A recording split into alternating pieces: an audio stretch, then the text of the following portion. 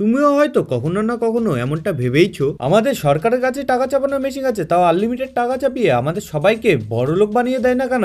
হ্যাঁ ভাই, সরকার চাই না আমরা বড়লোক হই। দেখো, একটা দেশে 5টা লোক থাকে, কারো কাছে 60 টাকা আছে, কারো কাছে 10, কারো কাছে 20, কারো কাছে 5 টাকা, আর কারো কাছে 1 টাকা আছে। আর একটা দোকান আছে যেখানে 10 টাকায় একটা আপেল পাওয়া যায়, আর যার যে কটা আপেল দরকার তাই গিয়ে সে কটা নিয়ে নিবে। আর যাই নিতে পারবে না কিংবা তার নেওয়ার দরকার নেই তাই নিবে না। মেনে নাও যে হঠাৎ সরকারের একদিন মনে হলো যে সবাইকে বড়লোক বানিয়ে দেওয়া যাক। সরকার সবাইকে 1-1 কোটি টাকা দিয়ে দিল, এতে মজাই চলে আসবে। এখন সবাইও বড়লোক হয়ে গেছে, এখন মানে সবাই আপেল কিনবে আর ভরে ভরে আপেল কিনবে। আর আপেলের কোয়ান্টিটি আর আপেলের প্রোডাকশন থোড়ি না বেড়েছে, ওই একই আছে। এতে আপেলের চাহিদা বেড়ে যাবে, এতে ওই আপেলের এতটা দাম বেড়ে যাবে তার কোনো সীমা থাকবে না। আচ্ছা, বুঝতে পারোনি না? চলো ভালোভাবে বুঝিয়ে দিই। আচ্ছা, তুমি মেনে নাও যে তোমার এই জলের বোতল বেচতে চাও, যেটার দাম রেখেছো 10 টাকা। তো 1000 লোক চলে আসে সেটাকে কিনতে, তো হাজার লোকেদের ভিতরে তো বোতল দিতে পারবে না, তো বোতলের দাম বাড়িয়ে করে দিয়েছো 500 টাকা। তো এখন থাকলো শুধু 10টা লোক, এবারে দাম বাড়িয়ে করে দিলে একেবারে 1000 টাকা। এবারে লাস্ট পর্যন্ত থাকলো শুধু একটা মানুষ, এবারে বোতল তো তুমি তাকেই দিবে। তো এখন যেভাবে বোতলের দাম বাড়লো, ঠিক সেভাবেই আপেলেরও দাম বেড়েছিল।